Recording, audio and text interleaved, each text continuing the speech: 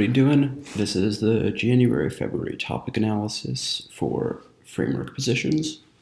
So the topic, as you all know, is resolved. The United States ought not provide military aid to authoritarian regimes.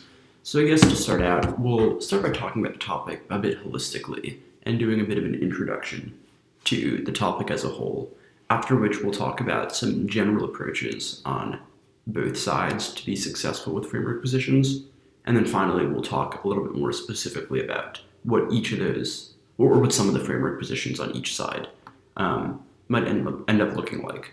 I think overall, this topic is probably not going to be a great one for framework on either side, but I think there will be both teams that read framework positions and the potential for some viable framework positions to exist. So being able to examine that, I think, thoughtfully is important. So I guess to start, we can talk about what some of the phrases in the resolution means. So I think the United States is interesting because it doesn't say United States federal government. And the United States is like not technically any particular agent so much as just like, a landmass, like the United States being just like the country. But I think there's certainly the potential for the AF to legitimately specify to the federal government, potentially the states, or within any of those subsets of different actors. So, for example, being able to specify Congress, the courts, even the executive potentially. And I think agent counterplans in the neck will be certainly a fruitful strategy.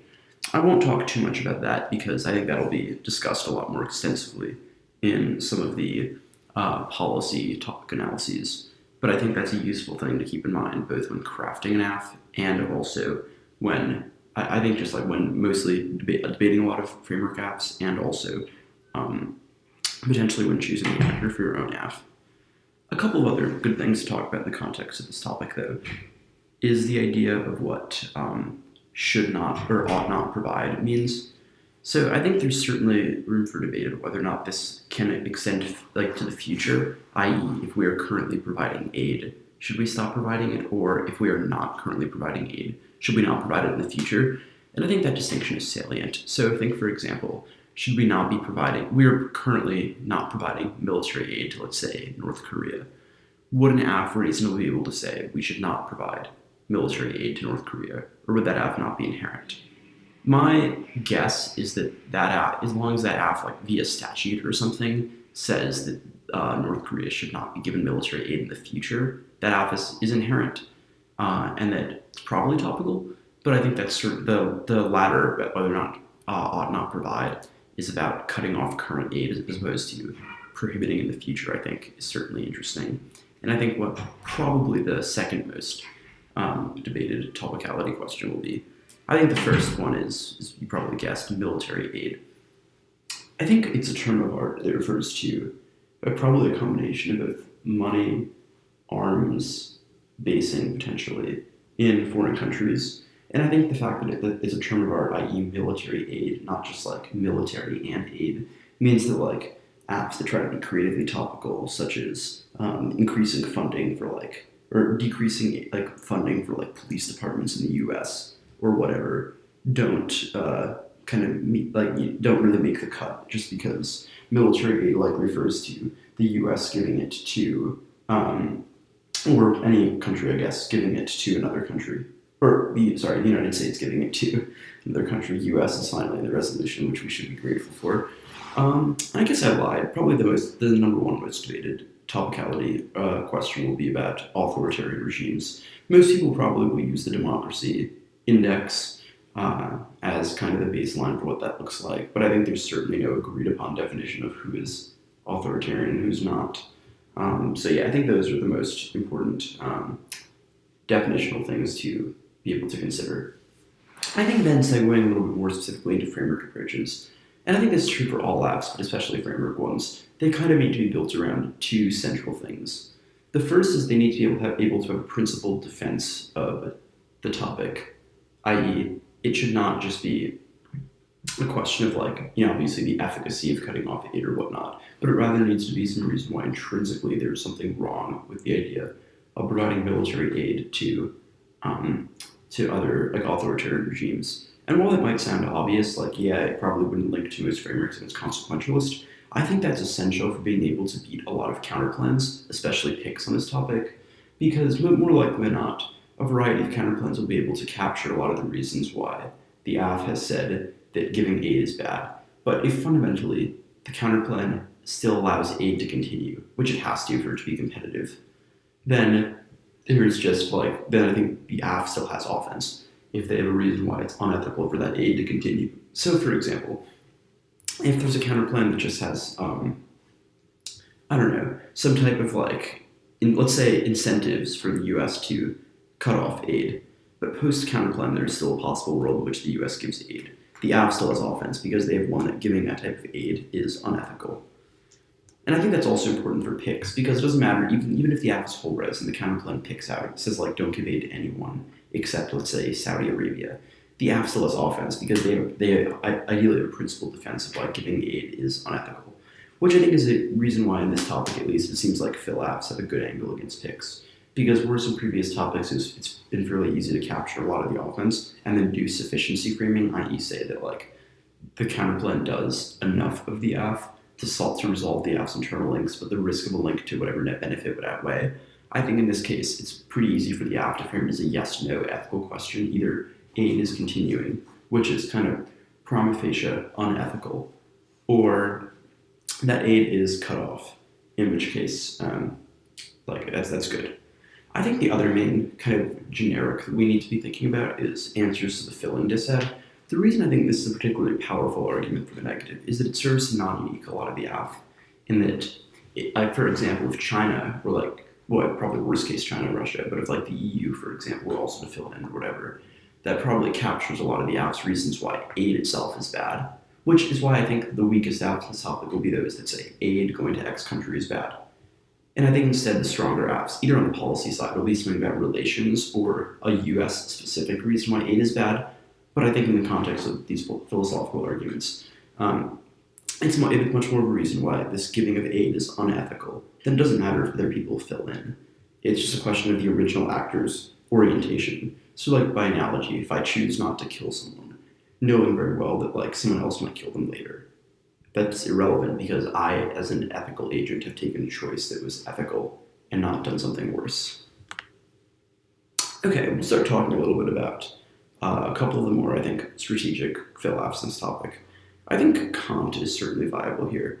I won't spend too much time sketching the framework, but as most of you know, it's a non-consequentialist framework. It claims that instead of looking to the ends of an action, we should look at the way we kind of derive it and the intention at hand.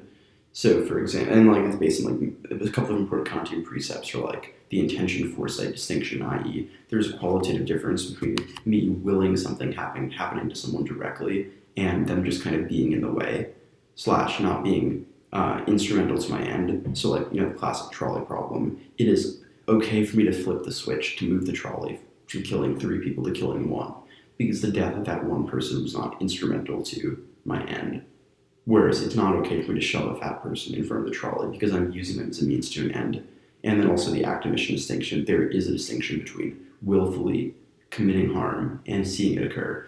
And both of these distinctions get at the importance of agency and like treating people rationally, because all agents are capable of like ethical reasoning and being able to make decisions, and therefore our ethical system should account for that. So this position would, by and large, to say that it is probably draw on a fair bit on Kantian political philosophy, that it's unethical for us to prop up systems that are unethical, and that if there's an authoritarian regime that's operating, giving money to it just makes us unethical as well. That regardless of the effects of that we are willing a state of affairs that is violent because we are complicit in giving money to an unjust state. And I think that, off the top of my head, I think some good authors looking to that would probably be like people like David Comiskey or Christine Korsgaard. Potentially Ripstein would have something about how if an authoritarian regime would be operating in a condition of barbarism, i.e. the state is not an ethical entity, which would then justify being able to move against that state. And I don't think you want to bite off more than you can chew in terms of defending like the violent red or whatnot against like authoritarian regimes, but you can say that the U.S. has an obligation to not be complicit in it, and that it's both the only way to respect the agency of the U.S. itself as an ethical entity and of people within those authoritarian regimes. I think another interesting part of the app could just be that this morally conscripts citizens into helping an unjust regime. So not only is it unethical for us to prop up those regimes, but that it forces citizens in the U.S. to be supporting those, which is just again, even if you don't buy into some of the political philosophy components of like the state being ethical or whatnot, that individual citizens via their money support for the government are being forced to support these institutions, which is a violation of like their own free will, and also is just like the state is a conglomerate of individuals, and the agency of these individuals is being violated. I think either as a separate app or as a component of this app, there could certainly be some type of libertarianism argument. So libertarianism, as many of you know, is kind of the flip side of communitarianism, that at a fundamental level, there are two kinds of rights. Negative rights, i.e. those from non-interference, and positive rights, i.e. something the state has to give you. So for example, my right to freedom, to like be able to live my life and do what I want, is a negative right. Whereas a human right is more of a positive right. It's something that I'm owed by the government. And it's like, as a corollary to that could be something like healthcare, or like the right to be able to have clean drinking water or something like that, or to be able to get food stamps. So libertarians strongly support the negative rights and disagree about positive rights because they view positive rights as necessarily involving the violation of negative rights to achieve. The classic example of that is, you guessed it, taxes, that funding something like, healthcare, like universal healthcare, or food stamps or something involves taking money from rich people to give to poor people, which is a violation of a negative right because it is taking something that someone is not, or someone that's taking something that someone has earned and using it against how they would personally have used it.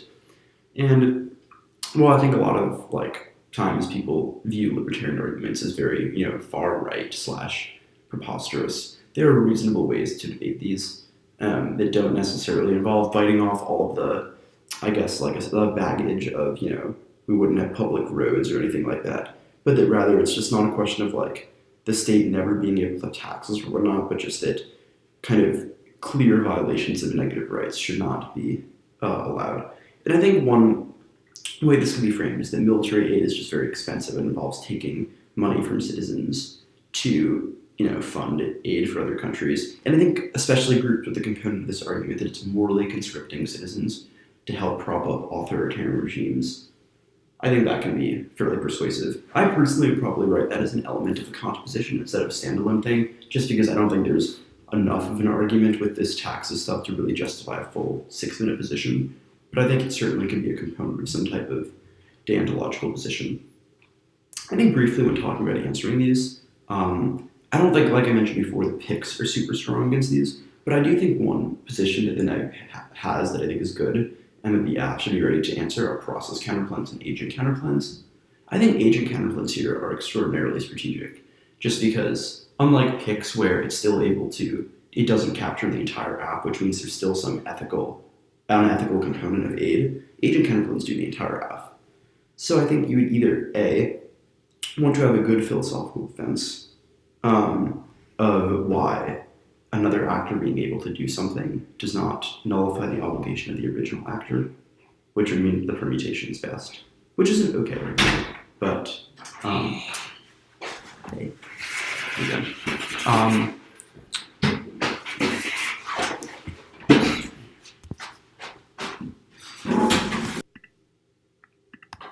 Which is an okay argument to make, in that it would establish why the perm is best if it still doesn't nullify the original obligation of that original agent. But I think is not something you want to bank on, especially in front of some judges. The other option is just not to specify an actor, which I think is defensible theoretically, although it takes a little bit of work. And the third is to have a defense of like your actor being unique, which I don't think is very likely with these positions. I think the other thing to think about are process counterplans that result in functionally the AF. I think the AF just has to have a defense of why their process is uniquely ethical. So for example, if the negative were to read a position like the threaten counterplan that says, unless countries become democratic, they will not get aid. So either A, they become democratic, in which case the neg functionally would grant aid and maybe not solve the AF, but get a democracy net benefit, or B, they would continue to withhold aid, in which case it solves the AF.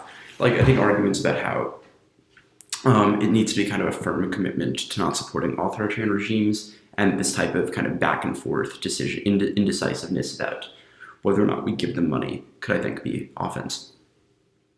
I think the final position that's viable for the affirmative is some type of virtue ethics position. So again, a brief sketch of what this framework might look like is that, so ethical theories can kind of be divided into two main categories: those that are arete and those that are deontic. When I say deontic, I'm not really referring to, not at all referring to deontological theories per se, but rather deontic, meaning action guiding. They say that, like, you should do X action. Whereas arete theories aim at more a type of moral vocabulary of what is considered right and what is considered wrong in the first place. So an arete theory, such as like virtue ethics, explain what makes an agent a morally praiseworthy agent or someone who is worthy of moral condemnation.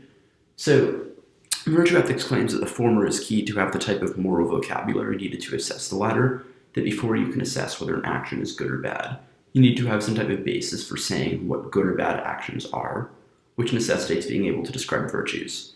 So there are many different virtues and different philosophers in the virtue ethics tradition, like Augustine of Hippo, Aristotle, etc., all have different conceptions of this, but there are just a litany of different virtues that people would claim are important to support. So this position would likely just claim that, again, that there's something unethical about giving money to state or military aid / money to states that are unethical, and that this both prevents the inculcation of virtue of citizens / the governments in those unjust states, i.e., they might continue to be unjust. Although I'd be careful about how you explain that, because you don't want that to sound too consequentialist. And also the other aspect to that would just be that it's unethical, regardless of effects, for the government to be complicit in violence. And I think that's one of the useful things about this AF, is that the neg kind of has to bite off a little bit of a, like, you're complicit to some extent with injustice, but for the sake of some greater good, which is why I think most neg positions are fundamentally just going to be more realism / utilitarianism. And a lot of the better philosophical positions do seem to go AF, but the negative has a litany of cool counterplans, I think, to compensate for that. I guess finally we'll wrap up by talking a little bit about some of the philosophical positions in the negative. As I just alluded to a minute ago, I don't think these are great. I think the better negative approaches are to say that, like, it's to justify some consequentialist theory and say, like, yeah, it might not feel great, but, like, we need to be able to sometimes deal with the devil we know and support military aid while using fill-in to strategically non-unique a lot of Fs. And I think if the F's not on top of it, the neg can win that fill-in does non-unique a lot of philosophical Fs, and that, like, along with, like, winning some push-on framework, that when push comes to shove, if your ethical orientation is one that can't kind of view, like, some type of suffering as bad, especially when post-AF there's still military aid, then it's just kind of a useless way to view the world. But I think the one in C that I think is somewhat viable is pragmatism. So pragmatism is not so much an ethical theory, i.e. like some type of transcendental understanding of, like, what good and bad is, so much as just a decision-making heuristic. So pragmatism starts from the assumption that what kind of motivates ethical inquiry is trying to solve some type of problem. So, for example, I decide to try to invent light because I want to be able to see, or I try to build a bridge because I want to get somewhere and I can't cross over a river. And this type of practical inquiry is what motivates ethical understandings in the first place. So instead of arriving at some type of, like, final conclusion about what is considered, what is about, like, some final conclusion about what is just or unjust, pragmatists claim kind of a prior question, a decision heuristic, to determine what is good or bad in the first place. So, like, utilitarianism, deontology, etc., could all have some degrees of good and bad things in them, and that we should be able to experiment with different elements of those theories, using them when useful, to arrive at the best types of ethical ends. So I think the way this offense would work, and I don't think this would be very good against apps that specify, is that an indicted kind of universalism / kind of sweeping claims, like, aid is just, as a blanket statement, unjust, and that, like, the government might just occasionally need to be able to have flexibility to give aid, especially to account for, like, kind of different circumstances that might arise, and that just generally these types of sweeping claims are not pragmatic, because pragmatism again is about experimentation and the idea of being able to try new things and doing things when they're most expedient, although it's not consequentialist, and that any type of sweeping condemnation prevents that type of experimentation. I do think there could be some unique offense about aid itself, that governments in particular need this type of flexibility when dealing with other actors, and that it does shut down the potential for experimentation when they're very much hamstrung and told they can't provide aid at all. As I alluded to a second ago, I don't think this is great the more specific the act gets, just because they can claim we're not a sweeping condemnation. We only say don't give aid to Saudi Arabia or don't give aid to Egypt or whatnot. So I think it's better against apps that are whole res. But again, I don't think most apps will be, so I don't think this is a particularly useful option. The other NC that came to mind was the Hobbes NC. So Hobbes is basically, as most people know, just a very sweeping condemnation of any efforts to constrain the power of the government. Basically, the government can do whatever it wants, that the state of nature, life is nasty, brutish, and short, and that people are innately selfish and motivated to take action that harms other people, and therefore the solution to that is a state that basically prioritizes security above all else. The state can take liberties to violate any types of rights because that is the only way to ensure people are protected from themselves. So it basically justifies authoritarian states. And the reason why I think this could potentially negate is that it would say that any type of moral statement about whether or not the U.S. can provide aid or not is nonsensical, because the U.S. can do whatever it wants. Although the reason I think this isn't great is that it's obviously not very topic specific. It's just claiming that any type of demand on what the state can and can't do is doesn't exist. But I think the main problem is that it really just culminates in what's called permissibility, and that it doesn't generate a proactive obligation or prohibition, i.e. this position does not say the U.S. is obligated not to provide aid, but nor does it say the U.S. is prohibited from providing aid. It seems at best to be a reason why the state can just do whatever it wants, because any type of provisional judgment that the state is doing something good or bad is nonsensical.